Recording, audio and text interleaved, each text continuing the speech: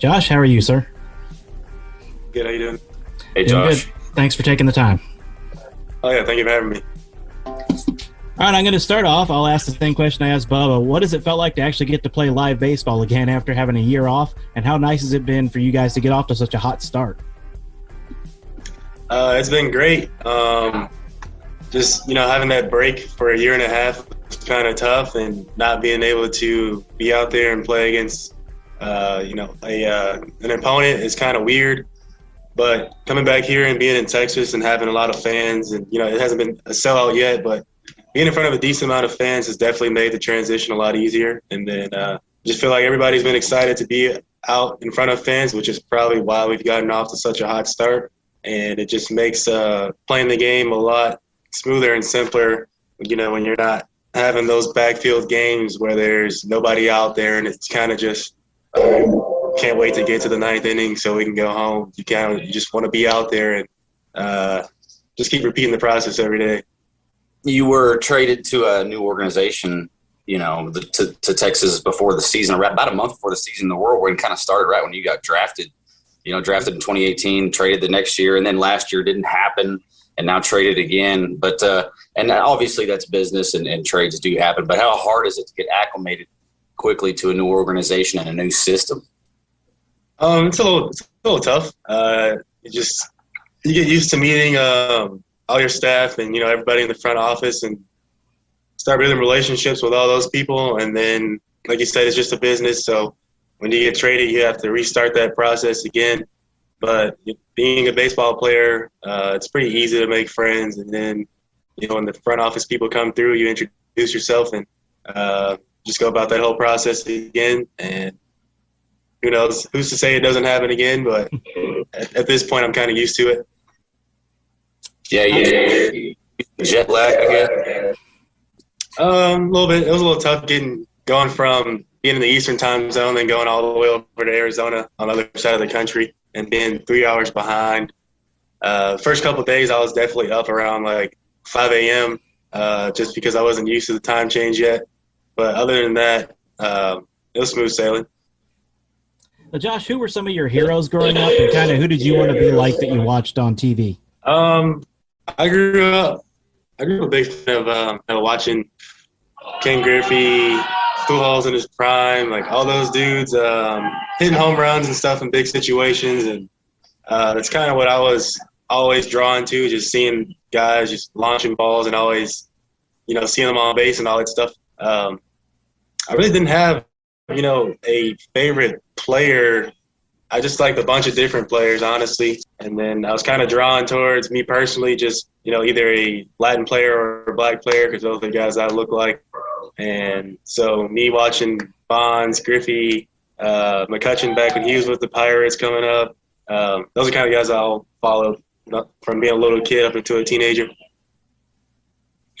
Yeah, and you great sliding last Wednesday. Liner, and how hard are those sinking liners to catch compared to, say, a pop fly? They're definitely a lot tougher, especially being right from a lefty. It's funny, all that it happens in seconds, but all those things happen in your mind so quickly. It probably is slowed down for you in the moment, isn't it? Yeah, you do it so much that when it does happen, that's like I was saying, a lot of things go through your mind extremely fast. Because me, just saying it out loud, I'm sitting there thinking, should I dive or not? These are all split-second decisions that I'm making, in the moment. But like I said, you kind of learn how to do all that stuff just from taking so many reps and treating BP like a game situation for a couple of rounds. And it becomes second nature. Well, Josh, what are some of your goals for the 2020 season for yourself? For me, it's just being consistent. Obviously, I haven't gotten out to the start that I wanted to, but, I feel good at the plate. Been hitting a lot of balls hard, just don't have anything to show for it right now. And the season's still young. I only have 20 ABs, so I'm not freaking out or anything like that. And then I think my defense normally just speaks for itself. And just going out there and making plays and just doing pretty much anything I can to, contribute, whether it be on defense, offense, or base running.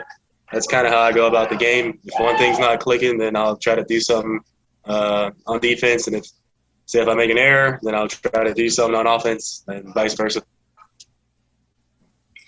So which outfield ball is your favorite to play and why? I'd say center. Center is the easiest. Obviously, you have to cover more ground, but for me personally, I can read the ball a bit better from center field just because I don't have to deal with the slicing and the top spin and stuff that you would get in the corner outfield positions. But I have no problem playing all three of them. It really doesn't matter. All right, last question for you today. How do you feel about the new 6-game series that you guys are playing against teams? And do you think is it going to get you're going to get used to it, or is it kind of weird right now? It's a little weird. You're not used to seeing teams for that long, especially for 6 games. You really don't want to play anybody for 6 straight games, even if you're going good, because it's just like, all right, like, when are we going to see somebody else? Because you start seeing the same bullpen arms.